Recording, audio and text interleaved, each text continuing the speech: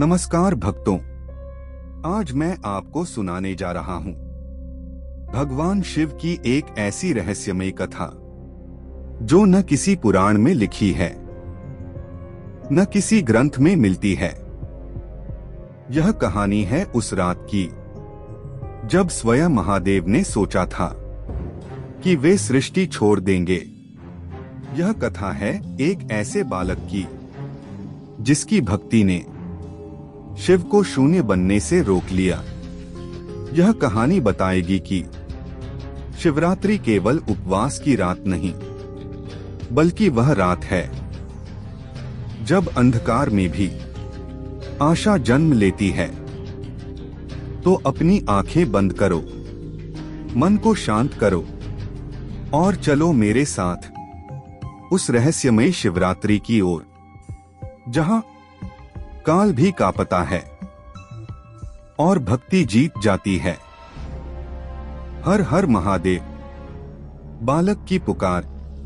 उधर धरती पर अघोर ने देखा, आकाश काला हो गया। उसने कांपते हुए कहा, भोलेनाथ, अगर आप चले गए तो मेरा संसार भी चला जाएगा।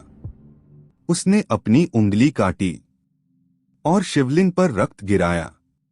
मेरे जीवन का भी अर्थ आप ही हैं। जैसे ही रक्त गिरा, धरती फट गई, कैलाश चमक उठा, नंदी गरजे और शिवलिंग से आवाज आई, कौन पुकार रहा है मुझे? शिव का प्रकट होना। शिव प्रकट हुए, लेकिन वैसा नहीं जैसा हमेशा होते हैं। उनकी आंखों में करुणा थी और पीड़ा भी। बालक, तू मुझे क्यों रोक रहा है?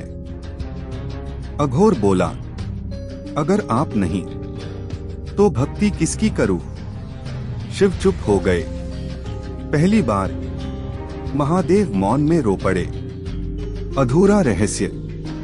शिव बोले, बालक, अगर तू जान ले कि जीवन सिर्फ पीड़ा है तो क्या फिर भी मुझे चाहेगा? अघोर बोला, अगर पीड़ा में भी आप हैं तो पीड़ा भी पूज्य है। और इसी क्षण शून्य लोक कांप उठा। कहानी यहां से और भी रहस्यमयी हो जाएगी। शून्य लोक का द्वार। अघोर के वचन सुनते ही धरती के नीचे से एक अजीब कंपन उठा। आकाश में एक दरार बनी जिसमें न प्रकाश था न अंधकार। काल पुरुष कांप उठा। यह शून्यलोक का द्वार है। देवता भयभीत हो गए। ब्रह्मा बोले, जहां न वेद पहुंचते हैं, न मंत्र, न तप। विष्णु बोले, जहां केवल चेतना है। और उसी द्वार से एक स्वर आया, जो दुहक से नहीं डरता, वही मुझे वहां खोज सकता है। यह महादेव की वाणी थी। काल पुरुष और शिव का संवाद। काल पुरुष उस द्वार के सामने खड़ा हुआ। महादेव, यदि आप लौटे नहीं तो समय टूट जाएगा। शून्यलोक से आवाज आई, समय ही दुहक की जड़ है। काल जो जन्म देता है वही छीनता है। काल पुरुष बोला, पर आपकी लीला में भी तो जन्म मरण है। शिव बोले, मैंने लीला बनाई थी, पर अब मनुष्य उसे दुहक बना रहा है। शिव का गुप्त रूप। देवताओं की आंखों के सामने शून्यलोक के द्वार से एक आकृति निकली। न वह शिव थे, न वह शंकर, न वह महाकाल। वह थे महाशून्य। उनका शरीर आकाश जैसा था, आंखें ब्रह्मांड जैसी, आवाज में शांति और प्रलय दोनों। मैं वह हूं जो शिव से पहले था और शिव के बाद भी रहेगा। देवता भूमि पर गिर पड़े। बालक अघोर का साहस। अघोर कांपते हुए उस आकृति के सामने गया। आप जो भी हो, अगर शिव हैं तो मेरे भगवान हैं। महाशून्य ने कहा, तू मुझे शिव मानता है? अघोर बोला, आपके बिना मैं कुछ भी नहीं हूं। महाशून्य ने हाथ उठाया। अघोर की आंखों में पिछले जन्मों के दृश्य दिखने लगे।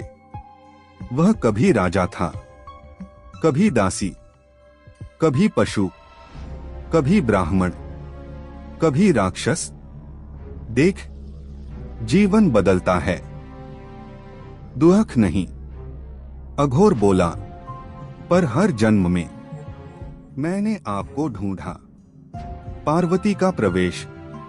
उसी क्षण आकाश से एक तेज प्रकाश उतरा। पार्वती जी प्रकट हुई। प्राणनाथ, यदि आप शून्य बनेंगे तो मैं शक्ति किसके लिए रहूंगी? महाशून्य बोले, शक्ति भी बंधन है देवी। पार्वती बोली, और प्रेम भी बंधन है। शिव मौन हो गए। काल और शून्य का युद्ध। काल पुरुष ने शंख बजाया। समय की धाराएं आकाश में घूमने लगी। काल बोला, यदि आप शून्य बने तो समय भी मिट जाएगा। महाशून्य बोले, तो मिट जाने दो। युद्ध शुरू हुआ। न अस्त्र चले, न शस्त्र। युद्ध हुआ विचारों का। काल ने दिखाया भविष्य, शिव ने दिखाया शांति। काल ने दिखाया जन्म, शिव ने दिखाया मुक्ति। अघोर की भक्ति। मैं अघोर जोर से बोला, अगर उसमें आप नहीं हैं। उसकी आंखों से आंसू गिरे। वे आंसू धरती पर गिरे और वहां कमल उग आया। शिव कांप उठे। ऐसी भक्ति मैंने नहीं देखी। शिवरात्रि का रहस्य। महाशून्य बोले, यह रात वह रात है जब मैं और शून्य एक हो जाते हैं।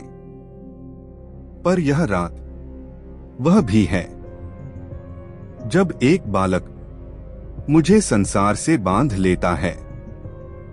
अधूरा निर्णय। शिव बोले, यदि मैं लौट आया तो दुख लौटेगा। अघोर बोला, और यदि आप न आए तो प्रेम मर जाएगा। महादेव ने पहली बार अपने त्रिशूल को नीचे रखा। मुझे निर्णय करना होगा। और उसी क्षण आकाश में नगाड़ा बजा। अब कहानी अपने सबसे गहरे मोड़ पर है। पार्वती का महासंकल्प। शिव मौन थे। त्रिशूल धरती से लगा हुआ था। आंखें अर्धनिमीलित। पार्वती जी आगे बढ़ी। उनकी आंखों में आंसू नहीं, अग्नि थी। यदि आप शून्य बनेंगे तो मैं शक्ति नहीं रहूंगी। और यदि मैं शक्ति नहीं तो सृष्टि भी नहीं। उन्होंने अपने केश खोल दिए। धरती कांप उठी। मैं आज तप करूंगी, ऐसा तप जो देवताओं ने कभी न देखा हो। वह हिमालय के शिखर पर बैठ गईं। न अन्न, न जल, न श्वास, सिर्फ एक मंत्र, शिव शिव शिव। विष का दूसरा जन्म। उसी क्षण समुद्र की गहराई से काला धुआं उठा। काल पुरुष चौंक गया। यह हलाहल नहीं है।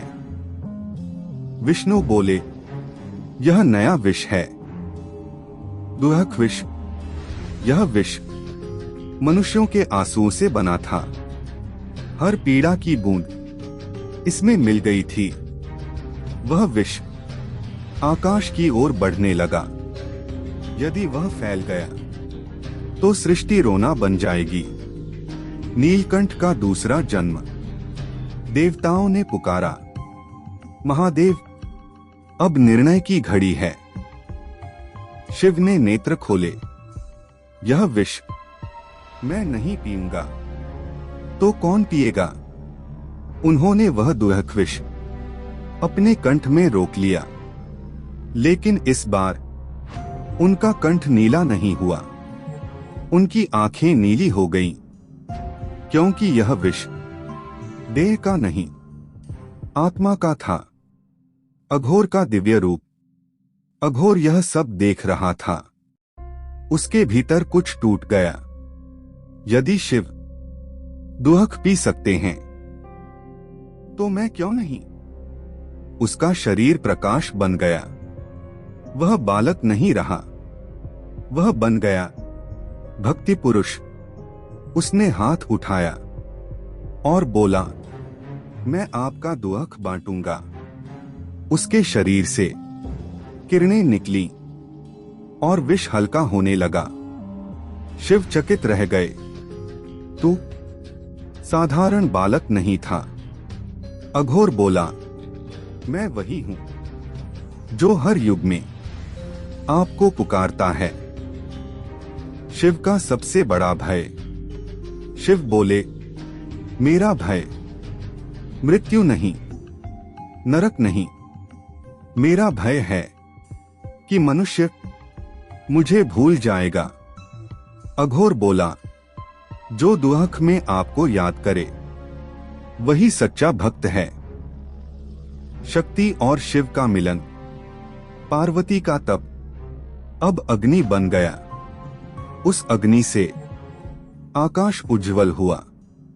शक्ति और शिव एक दूसरे के सामने खड़े थे। शिव बोले, यदि मैं सृष्टि में रहा तो पीड़ा रहेगी। पार्वती बोली, और यदि आप न रहे तो आशा नहीं रहेगी। दोनों ने एक दूसरे को देखा और उसी क्षण आकाश में अर्धनारीश्वर का रूप बना। शिव और शक्ति एक हो गए। शिवरात्रि का गुप्त अर्थ। आकाश से स्वर आया, यह रात शिव के जागने की रात है। यह रात मनुष्य के रोने की रात है और यह रात आशा के जन्म की रात है। अंतिम संकेत।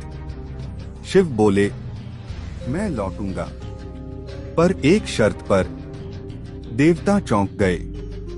मनुष्य को हर वर्ष इस रात मुझे याद करना होगा। जागकर, रोकर, पूछकर, क्योंकि जो पूछता है वही जीवित है। और तभी चंद्रमा प्रकट हुआ। काली रात चमकने लगी। शिव का अंतिम निर्णय। अर्धनारीश्वर का तेज धीरे धीरे शांत हुआ। शिव और शक्ति फिर अलग हुए। महादेव ने आकाश की ओर देखा, जहां अभी भी दुहकविश की धुंध तैर रही थी। उन्होंने कहा, मैं सृष्टि में लौटूंगा, पर पहले एक सत्य कहूंगा। देवता मौन हो गए। काल पुरुष झुक गया। अघोर ने हाथ जोड़ लिए। शिव बोले, मनुष्य दुहक से नहीं डरता, वह अर्थहीन दुहक से डरता है। यदि मैं सृष्टि में रहूं तो मैं हर पीड़ा को अर्थ दूंगा। अघोर का रहस्य। शिव ने अघोर की ओर देखा। अब समय है तेरा सत्य बताने का। अघोर का शरीर प्रकाश बन गया। उसमें हजारों रूप दिखे। कभी किसान, कभी स्त्री, कभी बच्चा, कभी साधु। शिव बोले, यह कोई एक बालक नहीं, यह हर युग का भक्त है। यह वही चेतना है जो मुझे पुकारती है जब संसार थक जाता है। अघोर बोला, मैं हर जन्म में आपको ढूंढता हूं। दुहकविश का अंत। शिव ने अपने कंठ से नीला तेज निकाला। वह तेज आकाश में फैल गया। दुहक विष धीरे धीरे बूंद बूंद बन गया। वे बूंदें धरती पर गिरी और जहां गिरी वहां वृक्ष उगे, फूल खिले, नदियां बनी। शिव बोले, दुहक जब स्वीकार किया जाए तो जीवन बन जाता है। शिवरात्रि का जन्म। काल पुरुष ने पूछा, प्रभु यह रात ही क्यों? शिव बोले, क्योंकि अंधकार में दीप का मूल्य समझ आता है। यह वही रात है जब मैंने शून्य चुना नहीं, संसार चुना। जब मैंने मुक्ति नहीं, उन्होंने घोषणा की, करुणा चुनी। इस रात जो मुझे जागकर याद करेगा वह केवल पूजा नहीं करेगा, वह अपने भीतर शिव को जगाएगा। पार्वती का वरदान। पार्वती जी ने अघोर के सिर पर हाथ रखा। तू कभी एक रूप में नहीं रहेगा, कभी कथा बनेगा, कभी भजन, कभी आंसू, कभी प्रार्थना। तू हर शिवरात्रि में मनुष्यों की आवाज बनेगा। अघोर झुक गया। सृष्टि का पुनर्जन्म। शिव ने त्रिशूल उठाया, धरती पर टिकाया। समय फिर चल पड़ा। नदियां बहने लगीं, पक्षी उड़ने लगे, चंद्रमा मुस्कुराया। काल पुरुष बोला, आज से शिव समय के भीतर हैं। शिव बोले, नहीं, मैं समय में नहीं, मनुष्य के हृदय में हूं। अंतिम सत्य। शिव ने अंतिम वचन कहा, जो मुझे मंदिर में ढूंढे वह रास्ता पाएगा, पर जो मुझे अपने दुहक में ढूंढे वह मुझे पाएगा, और जो मुझे दूसरों के दुहक में देखे वही शिव है। कथा का अंत पर अर्थ का आरंभ। तभी से हर वर्ष फाल्गुन मास की अंधेरी रात शिवरात्रि बनी।